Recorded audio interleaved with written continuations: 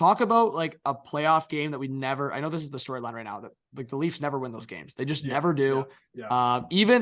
Even when they're on the flip side of like Tampa, and I just feel like we've seen time and time again where the Leafs are exactly Tampa. Like the game against Montreal, they outshot Montreal like 15-2 in that overtime and lose from a Kotkaniemi deflected shot off Bogosian. John, I brought that one up last night while I was watching it with the group I was watching it with. I'm like, man, this just feels like that game. And if the Leafs can really make this happen, like I'm just gonna feel like I watched the game in reverse because realistically, we're gonna call it a spade. Like they shouldn't have won that game. Like the whole overtime, I was waiting for the moment just to be like, put me out of this. Like I'm done. Like it's done. Like it should be 2-1 Tampa. And I do want to just quickly say because and this can't be like, it can't even be overstated. It's just so fact on like how the vibe of the game was going and like how Kucherov, Stammer, Hagel, all these guys were acting after obviously the Riley play, whatever.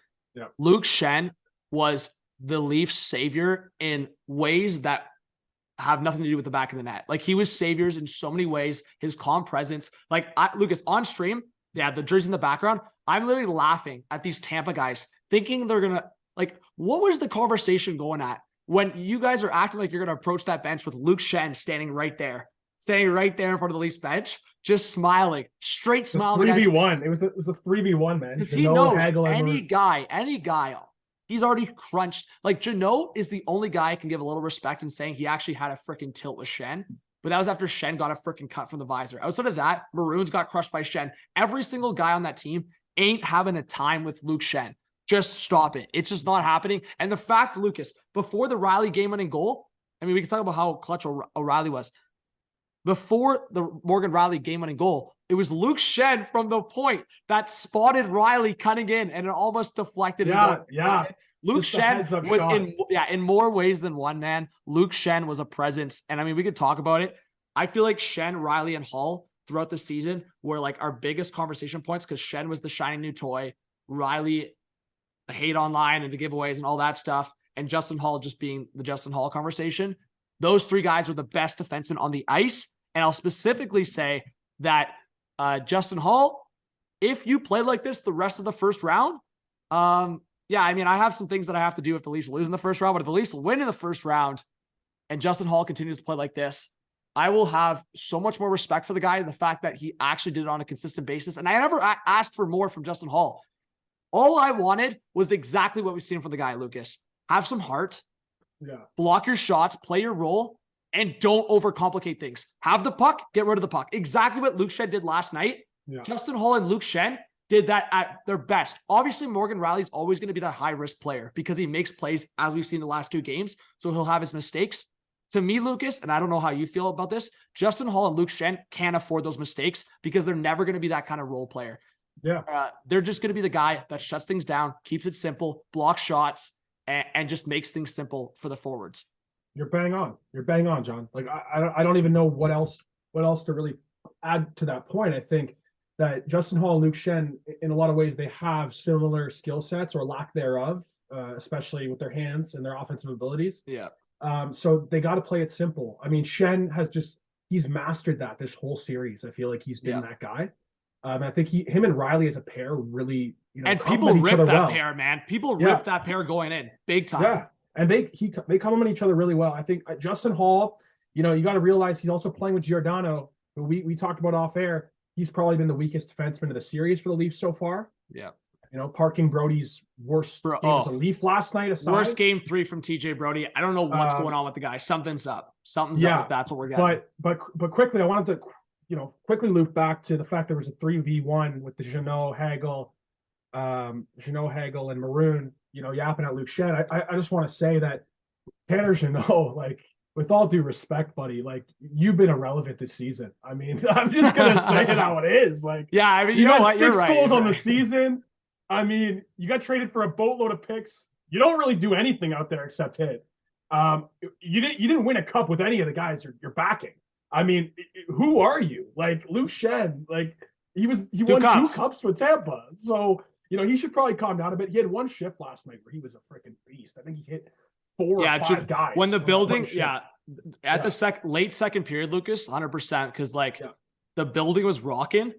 And I think Jeannot I think it was Janot and Belmar, and like they were just, it was like 5 hits and like slamming. Yeah, it was like 5 hits in like literally 30 seconds. Like I was like, what am I watching right now?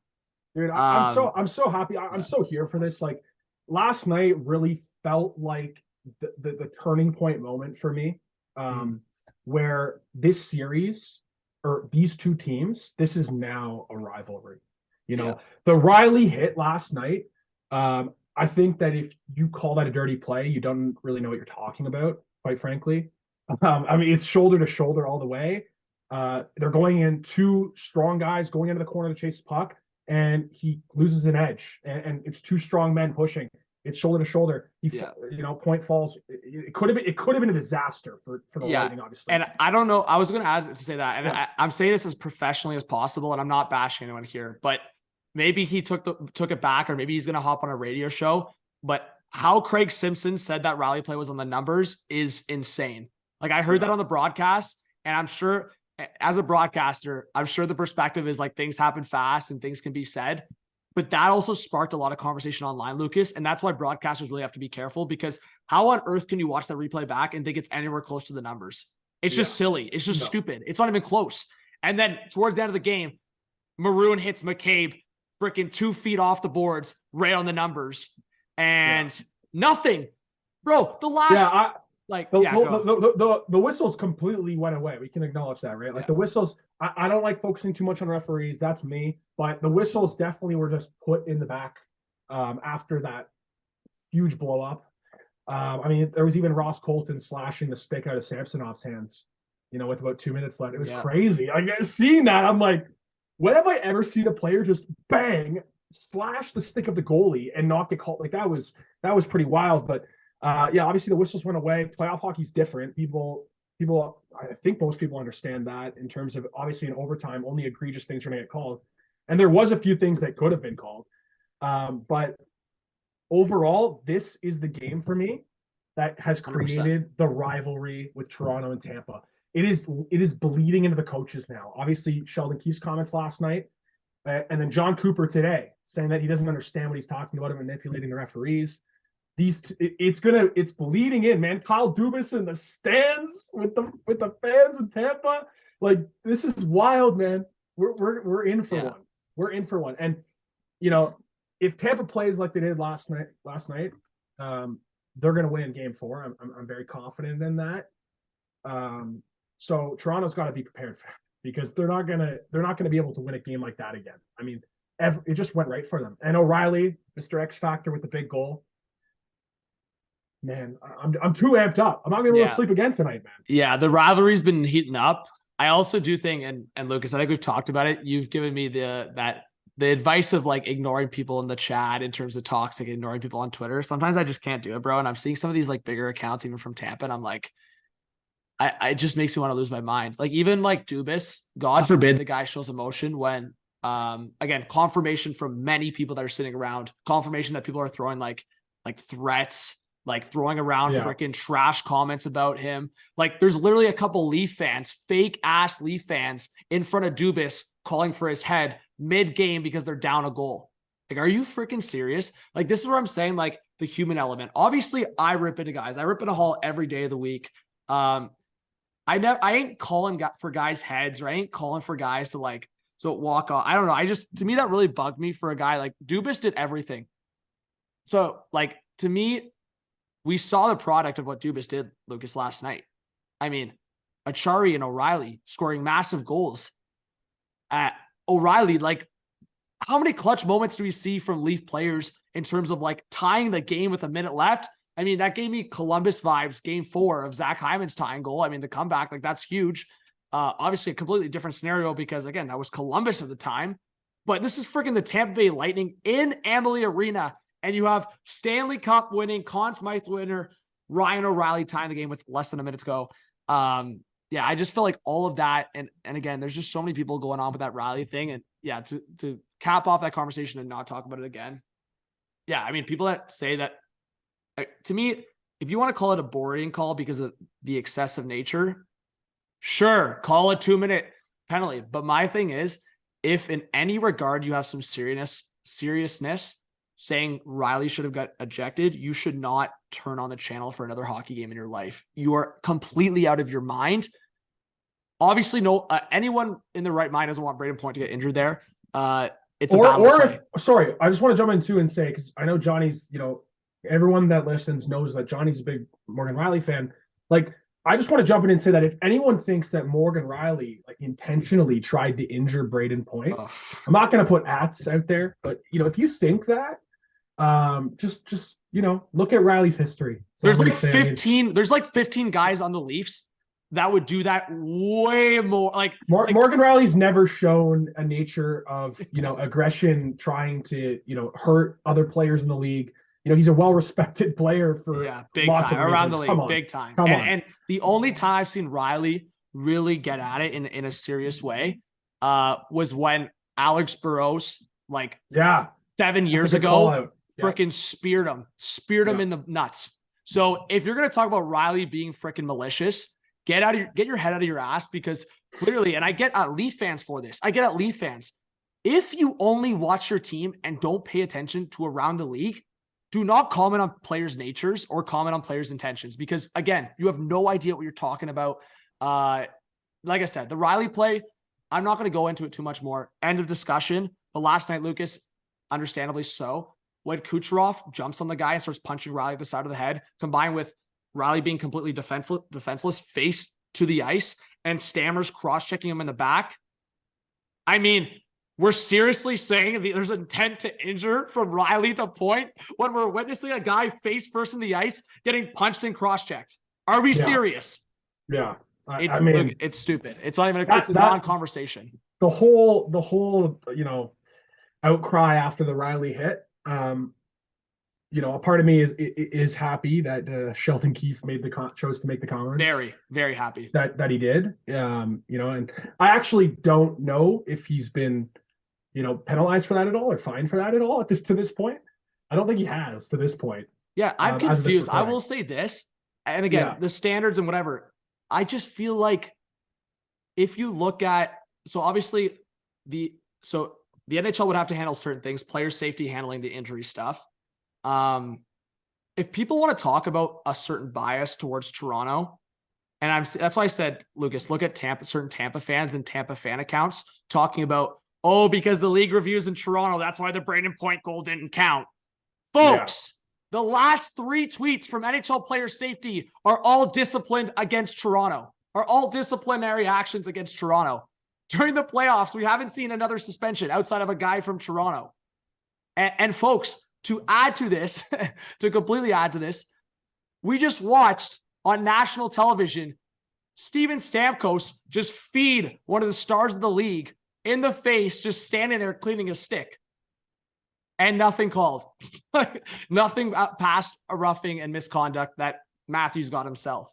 So if you're talking about an agenda, guys, the Leafs haven't won the cup since 1967. The Leafs haven't gotten out of the first round since 2004.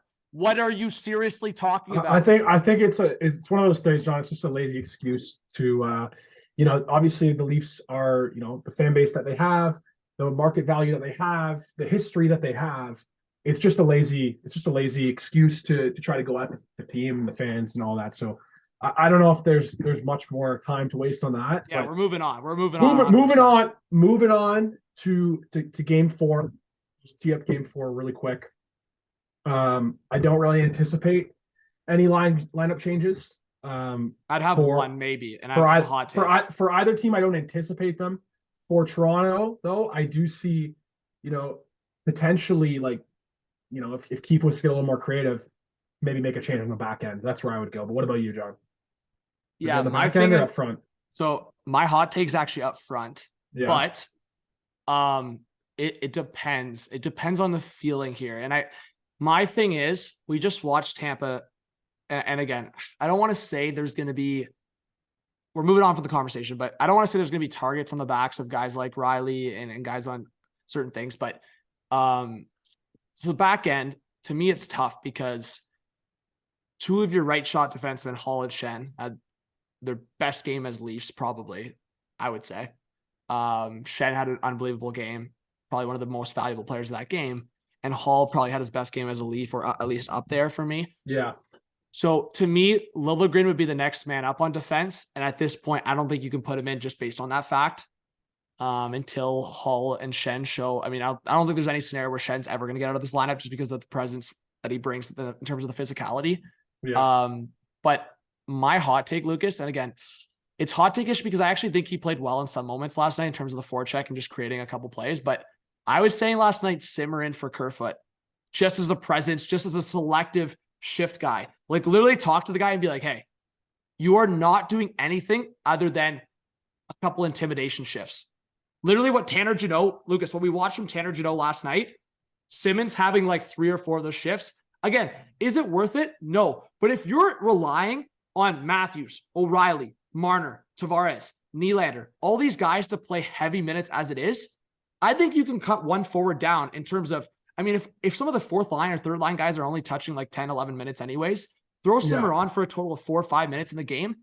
Because again, what we saw in that scrum, Lucas, if there's one thing we learned from that scrum, is Tampa has those guys throughout the lineup that can toss them at any minute, that can absolutely just toss the gloves and just rip that bullshit any minute and have shifts like Tanner Jeannot, Bellemare, Maroon had, and Perry had.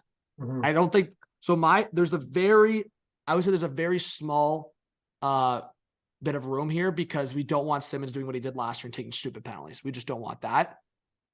So that's my hot take. I really don't think it's going to happen because Kerfoot's currently on the top 6 and you're not changing that third line.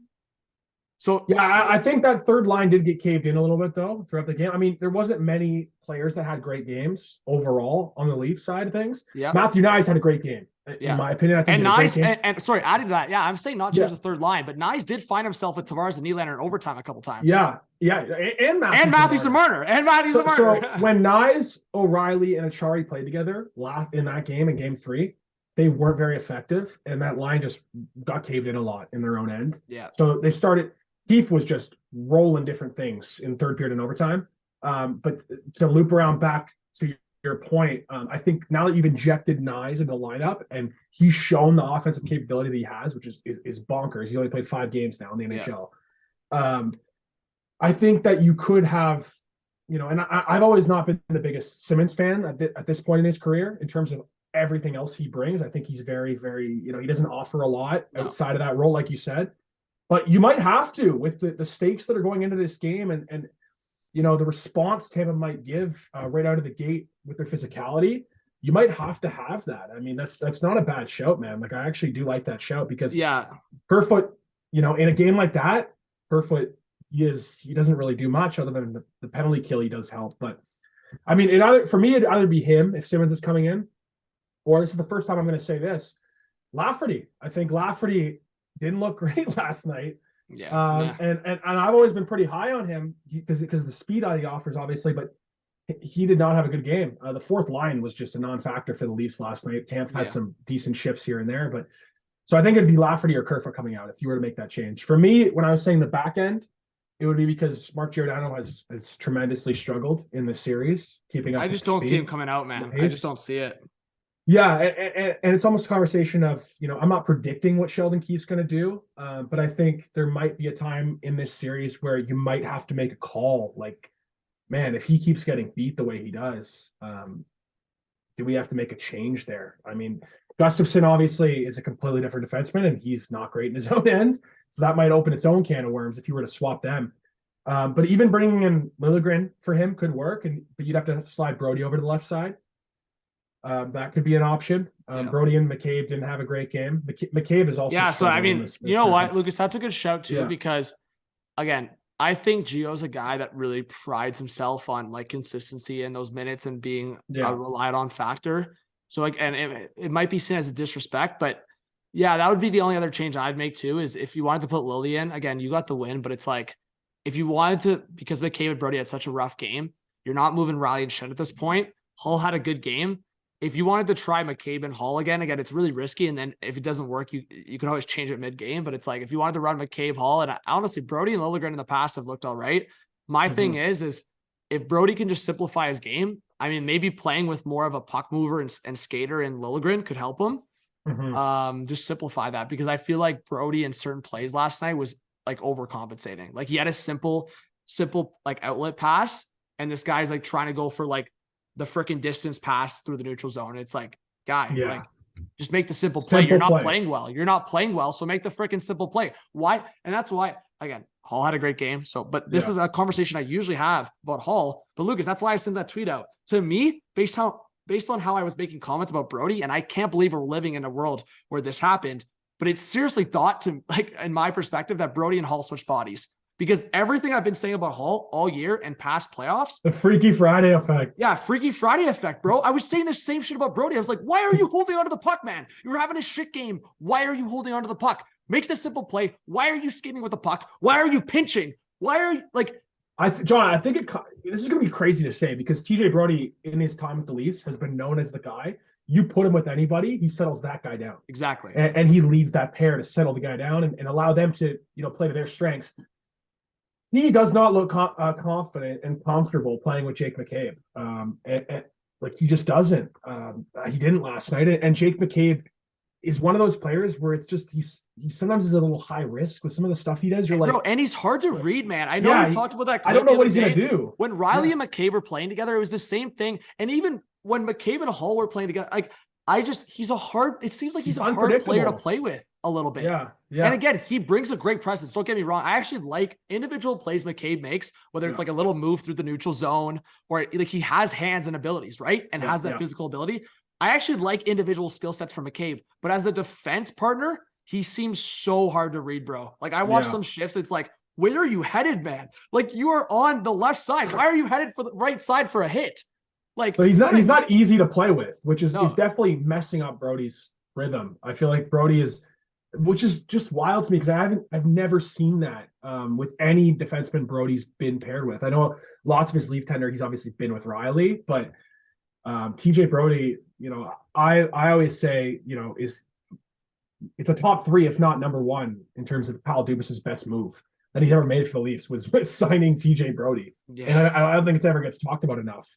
But yeah, for the Leafs to win the series, TJ Brody's got to be the guy that we know him as. He cannot be the guy we saw last night, or the Leafs are going to find themselves losing probably 3 more games. Well, Lucas, isn't it ironic? Isn't it ironic and funny? And we talked about it too, but I always had, because again, I have the Riley goggles on, so I'm always going to hype up my guy.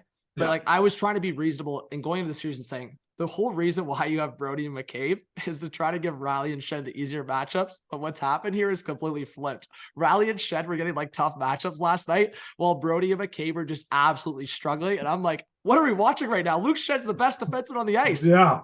Like, it's crazy. Cooper was definitely targeting that, obviously, with him being at home. They were like, let's go after Riley and Shed. And they just were bending but not breaking, really, right? I mean, other than the first goal. I'm hyping up my guy, but Riley had 2 huge blocks there, I think, in the slot. I don't know if you saw, but it's like one in the back and one in the freaking leg. And I'm like, Mo, you're usually not this guy, but the passion's here, man. The guy's playing with Luke Shen, and he's soaking some. Shen had the passion last night, man. Oh, my God. 2 5th overall picks, buddy. 2 5th overall picks. Oh, baby. It's not hard, man. It's like Lucas, it's like our childhood freaking like meeting in one here, because to me, like, you're an OG Shen guy. Like, you're OG Shen guy. And this is where people don't like get this. And I actually posted something to like make people realize like how I am as a fan. Like, my biggest pride in being a fan and being a fan of the Leafs, Lucas, and I think you're the same, is loyalty. Like, loyalty on the players you cheer for, loyalty on the teams you cheer for. I've been a Riley guy since like day one.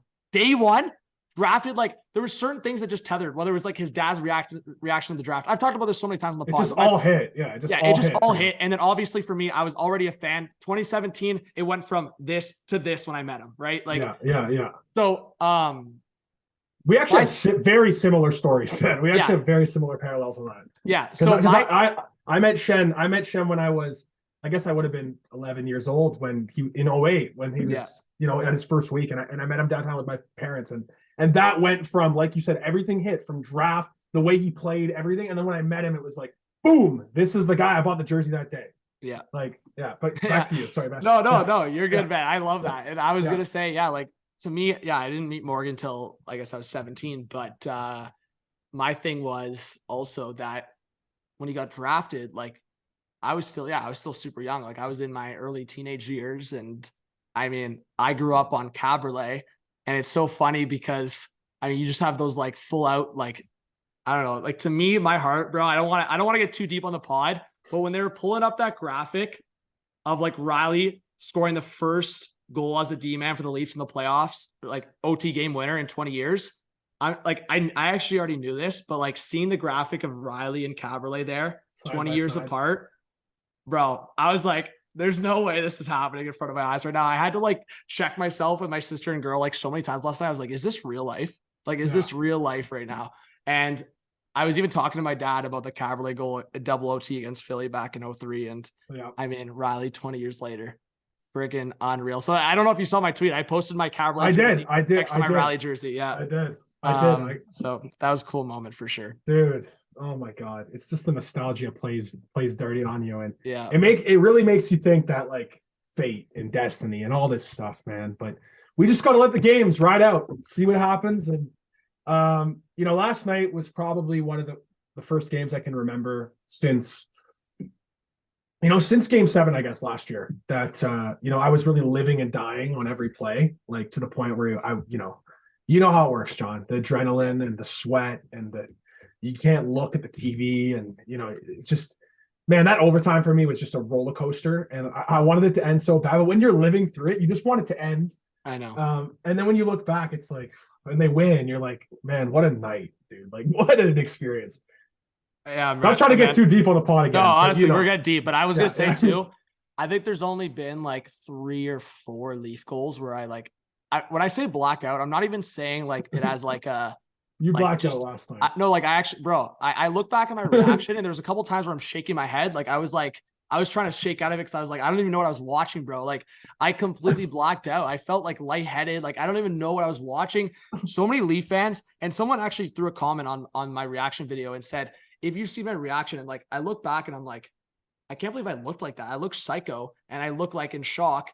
But like there's a point where after I react, I'm just sitting there and I'm like, I was sitting still watching the TV, but if watching it back, I actually look, Lucas, I look like a person that saw a ghost.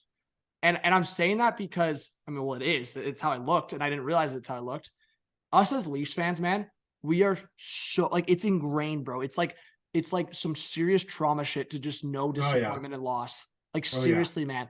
And going back to how we started this podcast chat, the Leafs never win those games. And to me, the same way Montreal game 6, Montreal game 5, Tampa Bay game 6 last year, you're just waiting for the Tampa goal. You're just waiting. It's so sad, man. It's so sad. Because you have a catalog in your head of all the times it's not gone the way. You can't put a number on it. It's just so many times. But what's crazy is like I've been using this new saying the last, I'd say, 2 years in terms of how we are as Leafs fans. It's like individuals that have been through not a great relationship with a poor partner, and you weren't treated properly. Yeah. Luckily, me, I haven't been in that situation. But what I will say is the Leafs are that to me, right? Like it's like I've been let down so many times and treated poorly so many times through my loyalty that I'm so damaged. Like every time these moments happen, I can only think negatively. I try to go positive for like a few minutes, and then I'm like, no, like stop. Don't go there, because you know what's going to happen. Yeah. So when these moments happen where it goes the way, it's like a relief. It's like, holy, like it actually went our way. Yeah. And I was also going to say, crazy. going to that relationship reference and using that as an analogy here, it's so true too, because think about for you and I, Lucas, I feel like we're in the same boat. I feel like I'm a little bit more aggressive. I'll own my shit and just say that I've said some stuff I regret, but like there's some stuff I said that was just out of pure emotion. It's like a relationship, man. When like so many times going through these fights and freaking these first round exits, it's just like fire Sheldon Keefe, get Justin Hull out of here. I mean, it's been warranted at times sometimes. Trade Mitch Marner, trade William Nylander. I mean, I go back to the Columbus series, man, when they lost. I'll own my shit. I was saying one of Nylander and Marner got to go. Like I was saying that. Me too. But I think most people that are, diehard Leaf fans that are, educated on all the games they played throughout that stretch, like I don't think that's a shameful take at that time, right? Like people are allowed to change their opinions over time based on the evidence that shows. I mean, at that time, man, that I was in the same boat. Like I thought this formula could work. This formula still might not work. I mean, we don't know yet. Yeah, we don't know. Right. But But like, yeah, I mean, Kyle Dubas has bet his job on it, right? At least with the Leafs, he's bet his job on it. So yeah. And honestly, man, I'll say this. I think this is the year where like maybe those conversations, if they don't do it, are like a lot more valid than they've ever been in terms of like moving a star player. Because right now, I'm sorry, the only people I possibly could blame is one of those big boys or Sheldon Keefe if he just coaches, like if he just doesn't coach well. Like at the end of the day, Kyle Dubas has done everything he can. Like we slight asterisk on goaltending. Yeah, goaltending. Yes, but again, what were the options? What were the options, right? So but you know what? I will say but that's your job. Like no, I get that. He could have given up the assets for Saros or he could have done something else. He bet on the Murray one was a swing and a miss at this point. Like that I've written it off as a swing and a miss. But other than that, he has built it every which way. I think fans would want it and Keefe would want it. Yeah, it really depends what Samsonov does, but I agree with you. I think there's an asterisk there. I mean, we also nitpicked saying he could acquire another top 6 forward. Last point, and then I want to finish off by just saying what we think could happen here the rest of the way based on the games we've seen. Yeah. Is it just me or has Calle Jarnkrok just been a non-factor? Like, have you noticed? Like, he's on the top line with Matthews and Marner. Like, have you noticed him doing much? I think he does so much, John. That's like so, little and incremental that like adds to the we're going to see that payoff. To me, I think hope we see that payoff as a forechecker and stuff. Like if you get him the puck in the right spots, he can shoot too. Like I know. To this point, I will agree. Like he's been a little underwhelming, but like a lot of fans have said, I like him better there on that first. Oh, line. I agree. I wouldn't change it. Then when Bunting comes back, and I think it's going to pay off. But yeah, maybe to this point, I would have liked to see a little bit more from him. Sure, I think that's fair. Yeah, I was gonna say, and I hate going dark here. Yeah. But I'm just going to because to me, sometimes I just ignore the reality of things, and then the Leafs lose anyway. So I'm just gonna say what some people are thinking. Lucas, if Tampa wins the next 2 games, does Bunting go in for Game 6? So this is the popular question right now in terms of does Bunting come in, right? Yeah. Bunting has one more game. Right? I'm sorry, I don't think Bunting comes in for Game 5. I don't think so. Regardless, I don't think so. I think it's steamrolled. Like they did in Game 1 tomorrow night. I think all bets are off. He could come in. If Lafferty has a garbage game too, maybe. Yeah. Yeah. It's tough, man. I think that the forward is a logjam right now. Like Matthew Knies is not coming out. We've established that. No. There's no chance he comes out. So you're down to either Aston Reese, Lafferty, or what? Kerfoot, maybe. Kerfoot, maybe. But to me, Sheldon Keefe loves Kerfoot. Keefe loves Kerfoot. He loves him. I would have Kerfoot in that conversation, but we know Sheldon Keefe ain't going to do that. So it's Aston Reese or it's Lafferty. That's it. Those are the list ends there for who Bunting's going to bump out. I will say, man, if there's a scenario, what you just said. Yeah. If I shouldn't say there's no scenario for him not to go in Game 5 because, as you just said, if there's a scenario where Tampa physically beats up on Toronto in Game 4, combined with smoking them on the scoreboard, I think there's a realistic scenario you throw Bunting and Simmons on a 4th line with Kampf. Like that would be my hot take. Yeah. Because because at the end of the day, Bunting hasn't shown at all that he can be effective up there right now in this. I mean, again, it was one game, but he wasn't showing effectiveness at all. And maybe okay, I'll play devil's advocate.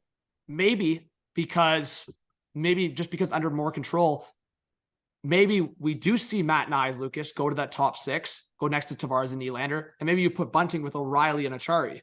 That's a shit disturber line that we brought up with Corwin, remember? Yeah, that would be a tough line. I am just very, very cautious on my expectations at this point for Michael Bunting. I'm quite frankly, I'm scared of putting him in the lineup and him just doing something dumb. And most Leaf fans, Lucas, at this point, we're playing devil's advocate. Most Leaf fans would say, don't let him touch the series at all, regardless of what happens in the next couple of games. Yeah, I'm just going off what he's shown me. I'm not judging him in any way. I'm just I'm going off what his body of work has been the last little bit. He has been told many times by Keefe, obviously, to keep it chill. Directly from the league. He's been told to stop. And he doesn't. So that freaks me out. But there's no doubt this guy can be such an important piece, and he can score such a big goal. Like, and the guys love him. I hope he gets in there. I really do. But if I had to hedge my bets right now on him getting into game 5, I'd put it at, about 30%. I think that's high. Yeah, I think even that's generous. That. I think that's generous. That's my high. That's my high. Yeah, I was gonna say my thing and if they win game 4, I think there's 0 chance. I don't know why you 0%. Zero, yeah. Bro. 0% if they have the chance to win game 5, 0% he goes in. I mean, it's one of those things, Lucas, you just do not overthink it. Bunting was in the lineup for the game you lost. Bunting has been out of the lineup for the games you win. You do not go back to him in game 5 if you win game 4. But as I said, my hot take scenario would be, yes, if you get blown out physically and on the scoreboard in game 4, Bunting maybe goes in to the bottom 6. He does not touch that top 6. He just doesn't. Yeah. No chance. He doesn't. I don't think he can touch Jarnkrok, especially if he grabs his spot up there, it's over for Bunting's top 6. And then Nyes and Kerfoot are on that second line if that's the case. But man, yeah, Nyes, bro, especially that couple plays, even in overtime. It's like, bro, this guy is in the Stanley Cup playoffs against a team that's been in the final for 3 years in a row, 2 cups, and Matt Nyes is like pulling freaking toe drag moves around top tier defensemen. Like, are you kidding me? He's showing unbelievable confidence in some of the. He even said in the interview, he's like, bro, I didn't even know I had this much maturity or confidence. Like, he said it. He doesn't even realize, bro. The way he's skating too, like, I'll be honest with you, that was the thing that I thought was going to hold his game back to start. Like, that his skating isn't that great. And you see moments where you're like, okay, his skating isn't, he's not a great skater at the NHL level. But he's able to make up that difference, I think, with the size, the strides that he takes. And just the work ethic he's showing right now, even defensively. There's a few plays that come up where it's like, okay, that's a 20-year-old type of play, like in terms of the experience or lack thereof. He's only played 5 games at the NHL level, but man, I can't believe how good he's been so far. Oh, I mean, it's been insane. He's knocked out of the park. I was gonna say, if they keep O'Reilly, if they can we're in the playoff run right now, so I'm not trying to talk a long, but I just want to say, even long term, Lucas, if they can't pull it off this year, and I hate being the guy that says this because now is the time, like there's no excuses. Now is the time. Now is the time. But going long term, holy shit, bro, if they can bring back O'Reilly and have Nyes on that left wing, like the Leafs are gonna have the best top 9 in the league. Like they will, man. If they can bring back O'Reilly and have Nyes on that left wing, unbelievable going forward, man. Unbelievable. And obviously, I don't want to look ahead. I don't want to look ahead. But what I'm saying is, obviously, the time is now, because as I'm saying that, look at the contracts that are coming up. Matthews, Nylander, Marner, Tavares. Like, now is the freaking time. Tavares has gotten a hattie. Matthews has arrived in the series with his scoring. I just think Austin needed that freaking monkey off the back, seeing all the other guys scoring. I mean, the fact that it was only 3 games. I mean, Stammer, how many goals? Hasn't scored yet. How many goals? Again, I want to be very careful because watch, Stammer's going to score in game 4 now. Yeah. Oh God. Stammer's going to score in game 4 now. But my point in saying that is, we have these expectations with Austin Matthews where if he doesn't score every second game, what is wrong with you, right? So that's my point in saying that Stammer will score in game 4 now, folks. There you go. But my point is, Steven Stamkos, a guy that we've seen 50 goals from, and we've seen crazy 60 goals. We've seen 60.